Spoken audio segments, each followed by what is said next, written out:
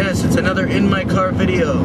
I figure I've been talking quite a bit about how wacky my life has been in the more negative sense. So now I'm going to try and share a little bit of a positive experience. Though, sadly, this particular ride is not as positive as it should be. I'm going to a job interview for a tech support position. Like I said in my last video, I got called for a job interview yesterday, and I'm going to it today for a job at Gilroy as a tech support person. Apparently, it's for Gilroy Gardens, which is a theme park. For those of you that don't know anything about Gilroy, California, Gilroy is the garlic capital of the world, I guess, where they have this thing called the Gilroy Garlic Festival, because Gilroy apparently grows a whole bunch of garlic. I mean, if you've ever been in the Gilroy area, you know that, because it smells like garlic, the entire city. Well, apparently the tech support position is for Gilroy Gardens. I'm not exactly sure what they're going to ask me to do, but the reason why it's not as positive as it could be is because I got the shower, got myself all ready to go, and gave myself plenty of time to get out the door. I left an hour before, the interview's at noon. I left at 11. I drive 10 minutes to the highway from my house, and I look at the directions that I printed out, because I went to, Yahoo Maps and printed out directions so I could be sure to get there on time correctly. And the directions were wrong. The directions that I didn't look closer at basically told me, this is how you get to Gilroy. So I freak out because it's going to make me late. Pull a really dramatic round-the-way U-turn to get back to the house, get to the house, go back to the page, put in the same directions, look at it, and realize that it didn't give me specific directions to the location, just to Gilroy. So I grabbed my cell phone, I called the number that they called me on, I had to go through 5 minutes of voice, welcome to Gilroy Gardens, press 1 if you want to hear me ramble, kind of crap. Finally got a human being on the phone and asked her, I said, look, I put in the directions you guys, or the address you guys gave me. Yahoo Maps is not telling me how to get there. Tell me how to get to where you are. I have an interview in 45 minutes. And she said, oh, well, da-da-da-da-da. She basically told me how to get there. So now, I'm on Highway 101 going south through San Jose on my way to Gilroy to go to this interview, and hopefully I'll be able to get there in half an hour. It's now 11:33. I don't think I'm within 20 minutes, so I'm really going to be cutting this super, super close. The instructions to Gilroy say that it was going to take me 37 minutes from my house to the location. But that was to Gilroy, like when I put in the original info. So, I'm going to take you guys with me to this interview. I'm not going to actually bring the camera with me. I'm just recording in the car as I drive to hopefully get there at a reasonable time. Because it won't look good for me to show up late to an interview. That would not make me happy. So anyway, I've gotten some responses to the make more videos / go to the 777 gathering thing. And I've gotten sort of a mixed review on the make more videos thing. I mean, everyone basically said what, had repeated my concerns, which is, I make videos when I'm ready to make videos, and there's no point in making videos that are going to be pointless. Some people enjoy what I do, regardless of what I'm talking about, but the majority of people seem to think that I should just make videos when I'm inspired to make them, and where I'm comfortable.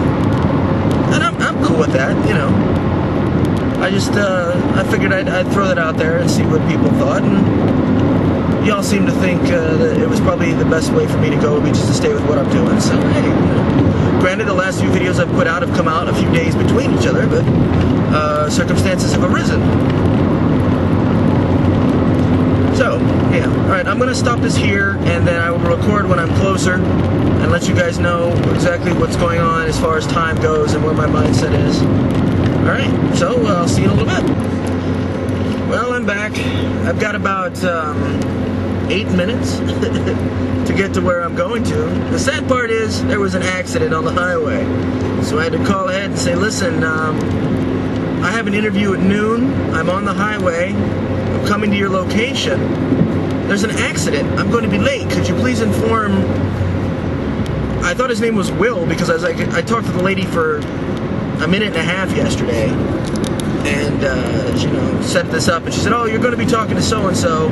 He's the one who does the tech support department. I'm just the secretary. I set up the interviews. I'm like, okay, great. So I thought his name was Will. His name was Walter, apparently. So anyway, I said, yes, well, could you please tell Walter that my 12 o'clock interview is going to be postponed shortly because there's an accident on the highway that I can't avoid. Turns out it wasn't an accident because by the time I got there, for those of you that have actually driven on a highway, a major highway, going from point A to point B, trying to get somewhere relatively quickly, you know that the average populace is brain dead.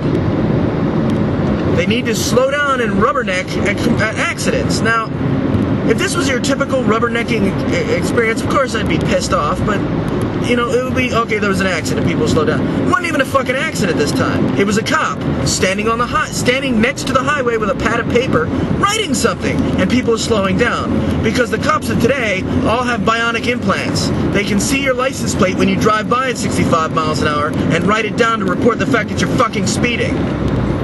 The entire highway came to a crawl because of a cop standing on the side of the highway with a pad of fucking paper. Jesus fucking Christ, man. Obviously today is not working out as smoothly as I would like. I got 5 minutes to get to where I'm going, and I'm not going to get there in 5 minutes because once I get off the highway, I've got a couple more turns I need to make, so we'll see. But anyway, that's the next step in my little adventure that I thought I'd share with everybody. Talk to you in a bit. Let this be a lesson to all of you folks out there that are having a bad day. If your day starts off crappy, trying to get to the job interview, and then you're on your way to the job interview and there's an accident or something causing people to stop driving. Right? Okay, so far we've got the directions were wrong. Then, on the way there was some sort of traffic issue. Then, when I get there to the front gate of this place, because apparently it's a theme park, I'm standing behind these two idiots that can't make up their mind on whether or not they want to buy a ticket, and I have to talk to the lady at the front desk to let them know that I'm here. So they're standing there for 15 minutes. I'm not joking. 15 minutes trying to decide what kind of ticket they could buy. Then, when I finally do talk to the lady and she lets the guy know, I have to stand there for another 10 minutes till they come back and tell me, you need to drive over there to go to that building to go to the HR department. I said, okay. So I get in my car, I drive over there, I get to the HR building, I get out of my car, it's payday, and everybody and their brother is standing in front of the HR people waiting to get their paycheck. So then I gotta wait for that. Then I gotta fill out the paperwork. Then I get the paperwork filled out. Then they call this guy Walter, who is apparently the person I'm supposed to speak to. He doesn't show up for another 10 minutes. I'm there for I'm there for over an hour before I actually get to the interview.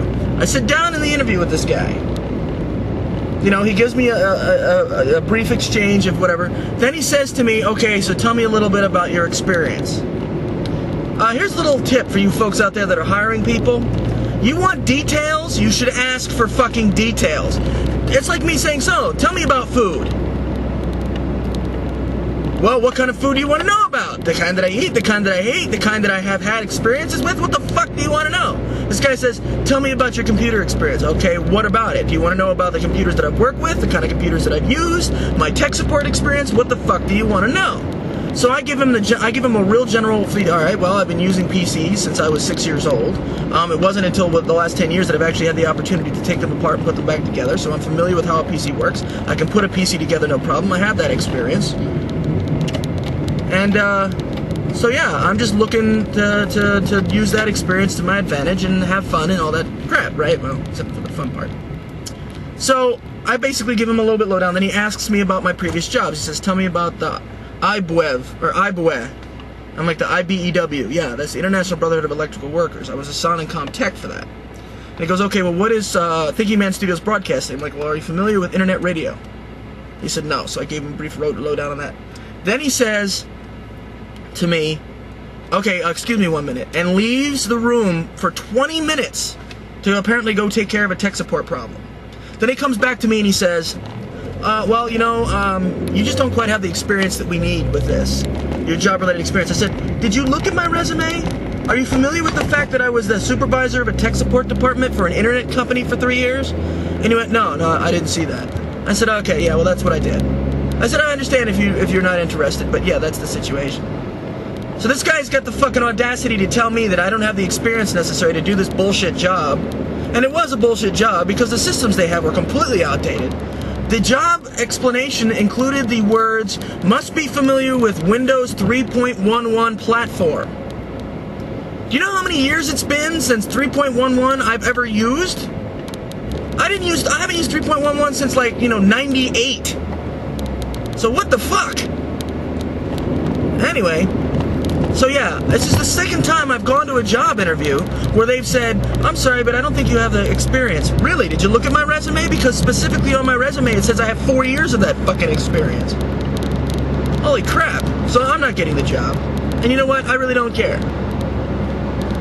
I know that I want work, but if that's the kind of person I'm going to work for who's telling me that I need to be detail-oriented and know my job, yet can't pay attention to the fucking people he's interviewing, he's not worth fucking working for.